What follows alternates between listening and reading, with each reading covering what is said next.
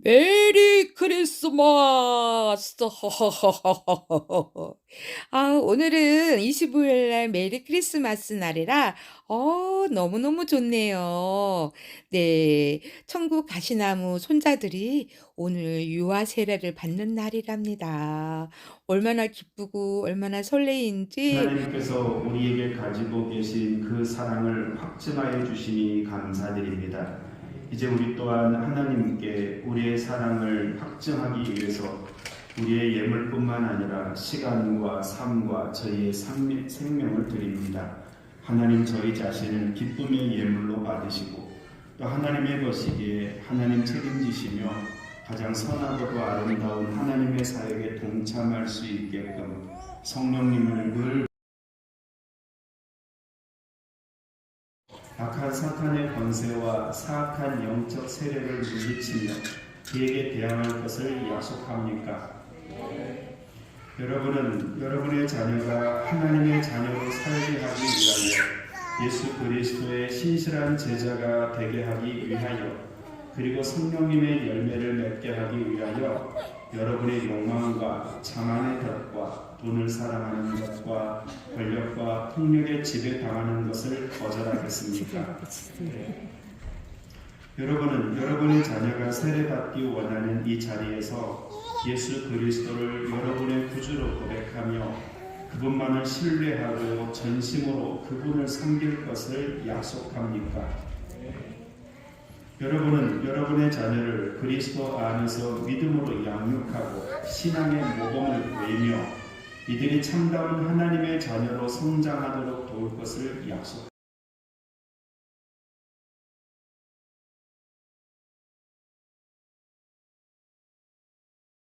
최유리의 아들 정하람, 아들 정하운, 아들 정하루에게 내가 성부와 성자와 성령의 이름으로 세례를 주노라. 아멘.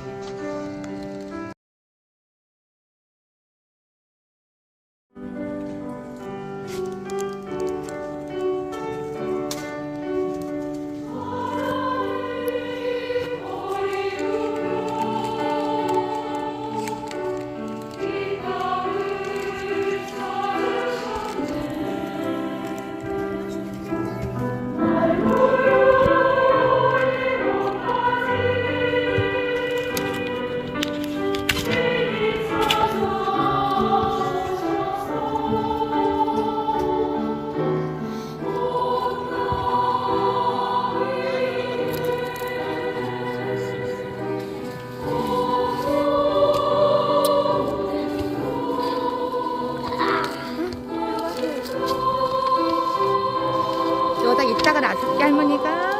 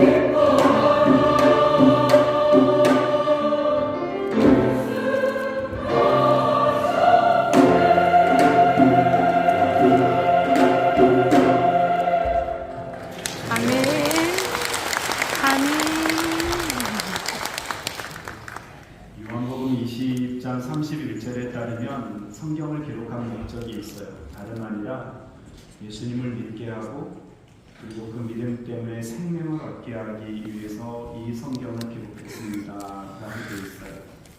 그러면 이런 질문을 할 수 있어요. 누군가에게 이 이야기를 들려주면 도대체 그 예수가 누군데? 라고 물어볼 수 있습니다. 거기에 대한 대답이 복음서에서 찾아볼 수 있어요.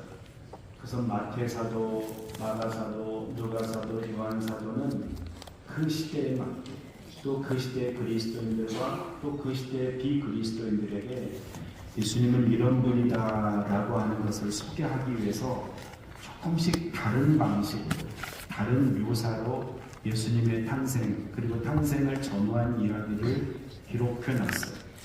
그 중에 제가 몇 가지 오늘 이야기하면서 그 의미들을 말씀을 드릴게요. 여러분 성탄절 예수님의 탄생을 이야기하면 떠오르는 이미지가 어떤 게 있나요? 오늘 찬양대 같으면 이제 뿔게 달렸으니까 사슴 루돌프 사슴도 생각날 수도 있겠죠. 현대적인 의미일 수도 있습니다. 옛날 2000년 전에 예수님의 탄생을 이야기하면 어떤 이미지가 있나요?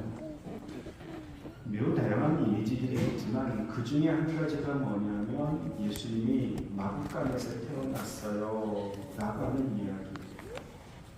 예수님께서 마구간에서 태어나 고향 땅에 갔다가 강이 없어서 얻은 곳이 마구간이었고 거기서 예수님이 태어나셔서 그리고 첫 번째 엄마한테 안겼겠지만 그 외 다른 시간에는 강보에 싸서 구유에 뉘어져 있다라는 이야기는 누가사도가 기록해요. 이게 어떤 의미가 있을까요? 마태사도는 예수님의 탄생을 이야기할 때 그걸 이야기하지 않고요. 우리가 잘 아는 동방의 박사들의 이야기를 언급해요. 예수님은 왕이신 것, 예수님은 존경과 그리고 예수님은 높임을 받는 시기에 합당하신 전 세계를 아우르시는 위대한 분이 태어났어. 이 이야기를 마태사도가 하고 싶은데 누가사도는 조금 생각이 달라요. 그 중에 한 가지가 마구간 이야기인데 마구간 탄생이 주는 의미는 이렇습니다. 창세기 3장에 의하면 아담과 하와가 하나님 앞에서 명령을 거역하고 범죄함으로 말미암아 하나님께 호되게 꾸지람을 당하는 장면이 있어요. 그 중에 한 가지 하나님이 뱀에게 먼저 책망하십니다. 그리고 앞으로 뱀이 어떻게 살 거라고 이야기를 하시고 몸을 돌려 아담과 하와에게 그 다음 이야기를 하세요. 머리에 떠올려 보시면 아시겠죠? 앞으로 수고해요. 그전에는 가만히 있어도 실을 따라 철을 따라서 열매도 맺고 그런 아름다운 세상이 되었었는데 펼쳐졌었는데 이제는 먹고 살기 위해서는 수고해야 돼요. 그런데 수고한다고 반드시 열매가 나오는 게 아니에요. 가시와 엉겅퀴가 너를 괴롭히게 될 거야. 그리고 한마디 더 하시죠. 넌 흙이다. 흙에서 왔으니 흙으로 돌아갈 거야 라고 하나님 말씀하십니다. 이 히브리어의 원 의미가 어떻게 나타나냐면 넌 반드시 죽어 이 말이에요. 그 전까지는 창조 때부터 지금까지는 생명과 남에 대한 이야기만 있었지 소멸에 대한 이야기가 없었거든요. 그런데 범죄하고 난 이후에 예외가 없어. 양보가 없이 타협이 없이 넌 반드시 죽어. 넌 흙으로 돌아갈 거야 라고 말씀하십니다. 성경은 이렇게 끝나요. 근데 여기에 대해서 유대인들이 다른 이야기를 기록해놓은 책들이 있습니다. 그러니까 성경에 나와 있는 이야기를 현대에 맞게 각색하거나 해석한 책이 있는데 이걸 미드라시라고 이야기하는데요. 이 미드라시에 아담이 하나님께 항변하는 이야기가 나와요. 하나님께서 아담과 하와에게 넌 이렇게 될 거야. 앞으로 고생 무지무지 할 거야. 그리고 반드시 죽을 거야. 라고 했더니 아담이 화가 났어요. 삐졌어요. 잘못한 건 생각 안 하고 삐져가지고 이렇게 항변합니다. 하나님, 그러면 제가 나비처럼 마구간에서 살라는 이야기입니까? 이렇게 따졌습니다. 즉 마구간에서의 삶이라고 하는 것은 현장의 삶입니다. 비천한 삶이에요. 보잘것없는 삶입니다. 그런데 누가복음 2장에서 예수님은 마구간에서 태어납니다. 외양간에서 태어납니다. 그러면서 이미지를 바꿔놓습니다. 예전에는 외양간이라고 마구간이라고 했다면 형벌의 장소이고 징벌의 장소이고 죽음이 확정되는 표시의 장소였지만 이제 마구간에서 태어나신 둘째 아담 예수님을 통해서는 마구간은 더 이상 저주의 자리가 아닙니다. 우리 중에 누가 이 이야기를 듣기 전에 마구간 하면 저주의 자리라고 생각하신 분이 단 한 분이라도 있습니까? 없습니다.